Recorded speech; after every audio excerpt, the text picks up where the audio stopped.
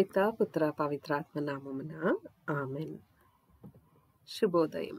ఈరోజు దేవుని వాగ్దానము, నా ఆత్మమా ప్రభువును స్తుతింపుము, ఆయన ఉపకారములను వేనిని మరువకుము, ఆయన నీ పాపములనెల్లా మన్నించును, నీ వ్యాధులనెల్లా కుదుర్చును. కీర్తన 103:2-3 వచనాలు. క్రీస్తు ప్రభునందు మన విశ్వాసాన్ని ప్రకటిద్దాం.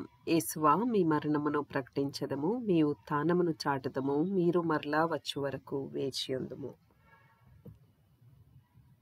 త్రిత్వైక సర్వేశ్వరుడు మనకు చేసిన సకల మేళ్లకు వారికి వందనములర్పిద్దాం. తండ్రి దేవా, మీకే స్తుతిగణ మహిమ. యేసుదేవా, మీకే స్తుతిగణ మహిమ. ఆత్మదేవా, మీకే స్తుతిగణ మహిమ.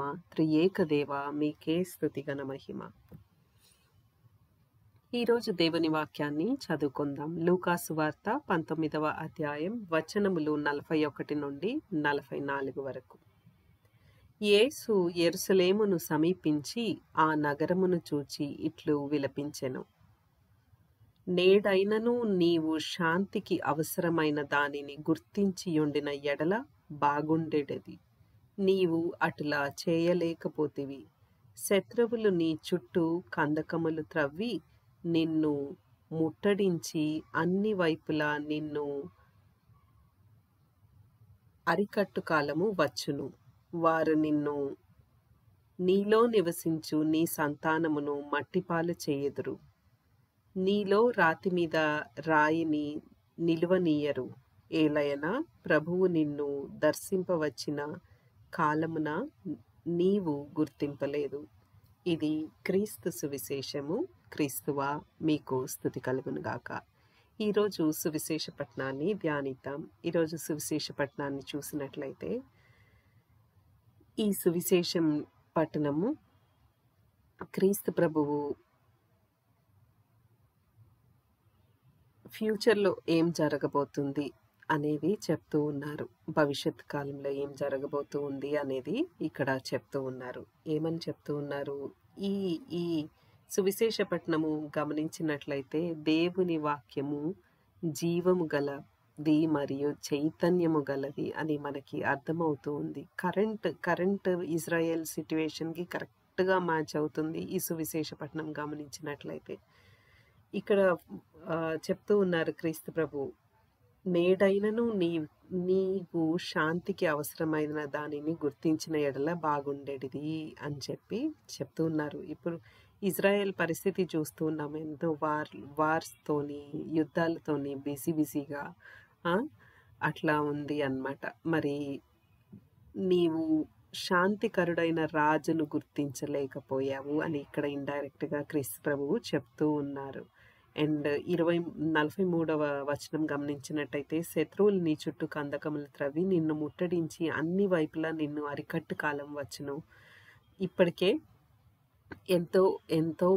ఎన్నో దేశాలు ఇజ్రాయెల్కి అగెయిన్స్ట్గా ఫైట్ చేస్తూ ఉన్నాయి. అండ్ రాబో కాలం ఇంకా గడ్డు కాలము, ఇంకా శత్రువులు భయంకరంగా ఇజ్రాయెల్ మీద, యెరూషలేం మీద దాడి చేస్తారని చెప్పబడుతూ ఉంది. అండ్ అంతేకాకుండా నీ సంతానం కూడా మట్టి పాలు చేయబడుతురు అని చెప్పబడుతూ ఉంది. ఎందుకు అలా జరుగుతుంది ఇజ్రాయెల్కి కానీ జెరూసలేంకి కానీ అని 44 వచనంలో చివర్లో క్రీస్తు ప్రభు చెప్తూ ఉన్నారు. ప్రభువు నిన్ను దర్శింపవచ్చిన కాలమున నీవు గుర్తింపలేదు. అంటే క్రీస్తు ప్రభువు రక్షకుడిగా ఈ లోకానికి వేంచేసి వచ్చినప్పుడు, మానవ జన్మ ఎత్తి మీ మధ్య తిరుగాడినప్పుడు, సువార్తను ప్రకటించినప్పుడు మీరు గుర్తింపలేదు. అంతేకాకుండా మీరు ఆ తండ్రి దేవుని ఏకైక పరిశుద్ధ కుమారుని మరణానికి కారణమయ్యారు.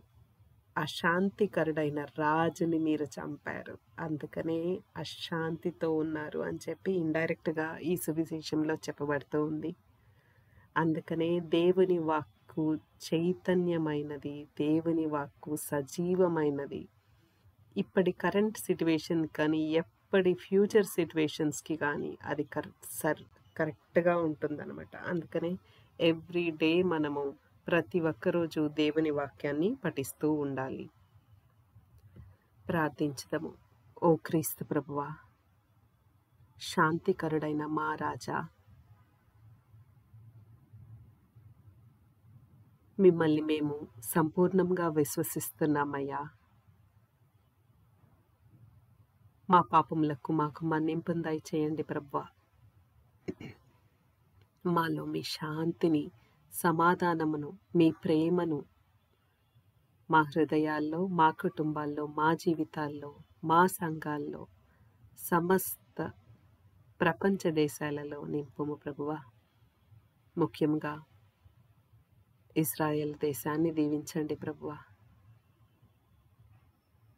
మీ శాంతిని బడయటానికి వారికి మీ కృపని, అనుగ్రహాన్ని దయచేయండి ప్రభువా.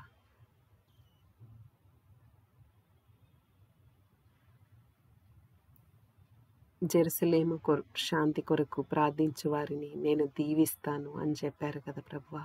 జెరూసలేంలో మీ శాంతిని నెలకొల్పు ప్రభువా. ఇజ్రాయెల్లో మీ శాంతిని నెలకొల్పు ప్రభువా. సమస్త దేశాల యందు మీ శాంతిని, మీ సమాధానంను, మీ ప్రేమను నెలకొల్పు ప్రభువా.